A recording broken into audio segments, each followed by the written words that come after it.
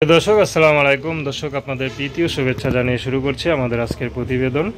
তো দর্শক দেখতেই পাচ্ছেন আমাদের সামনে এক আপু দাঁড়িয়ে আছে, আমরা তার গল্পটা শুনবো। তো জানবো আপু কেন আমাদের ইউটিউবের মাঝে আসলেন, তিনি কি বলতে চান। তো আমরা গল্পটা তার মুখ থেকে শুনবো। আপা আসসালামু আলাইকুম। ওয়ালাইকুম সালাম। কেমন আছেন? কেমন আর আছি? কষ্ট আছে ভাই। কষ্টে আছেন? আপনার নাম কি? বৃষ্টি। মাশাআল্লাহ, দেখে তো মিষ্টি। বিষয় তো হয়েছেই মনে হয় নাকি? বিয়ে শাদী হয়েছিল ভাই, ডিভোর্স হয়ে গেছে, একটা ছেলে আছে। কোন কি ডিভোর্স হতে কতদিন হয়েছে?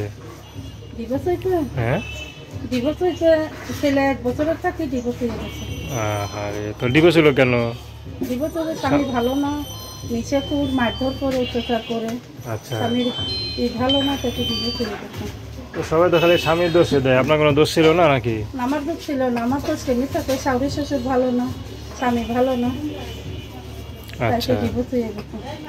তো বাচ্চা নিয়ে থাকেন কার কাছে? বাচ্চা লিয়ে থাকে, বাচ্চাটা মাদ্রাসায় থাকে। আমি খুব কষ্ট আছি, কষ্ট করে প্রতিযোগিতা ছাড়তে আছি।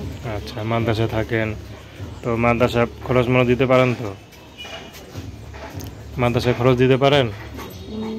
হ্যাঁ, আচ্ছা, কি কাজ করেন আপনি? এই কাজ করি, সেলাই মেশিনের কাজ করি, পরের কাজ, নিজের সেলাই মেশিন নাই, মানুষের সেলাই মেশিনে কাজ করি। আচ্ছা, আজকে যান নাই কাজে?